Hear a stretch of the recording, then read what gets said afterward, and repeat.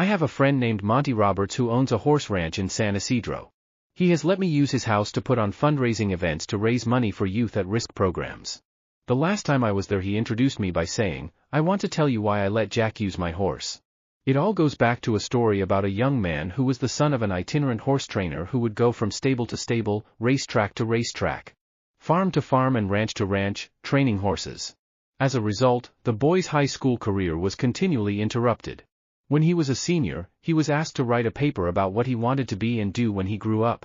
That night he wrote a 7-page paper describing his goal of someday owning a horse ranch.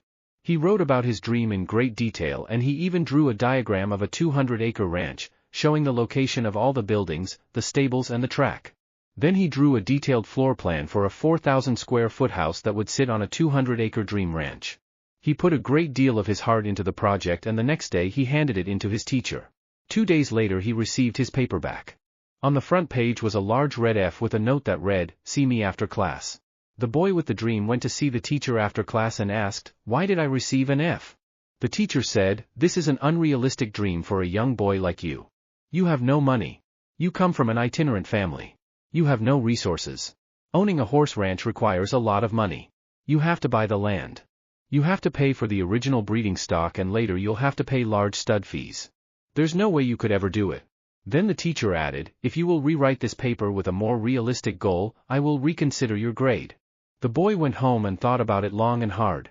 He asked his father what he should do. His father said, "Look, son, you have to make up your own mind on this. However, I think it is a very important decision for you." Finally, after sitting with it for a week, the boy turned in the same paper, making no changes at all. He stated, "You can keep the F and I'll keep my dream." Monty then turned to the assembled group and said, "I tell you this story because you are sitting in my 4,000-square-foot house in the middle of my 200-acre horse ranch. I still have that school paper framed over the fireplace." He added, "The best part of the story is that 2 summers ago that same schoolteacher brought 30 kids to camp out on my ranch for a week. When the teacher was leaving, he said, 'Look, Monty, I can tell you this now. When I was your teacher, I was something of a dream stealer. During those years I stole a lot of kids' dreams. Fortunately you had enough gumption not to give up on yours. Moral, don't let anyone steal your dreams. Follow your heart, no matter what. No dream is too big or too small when one works hard to live it.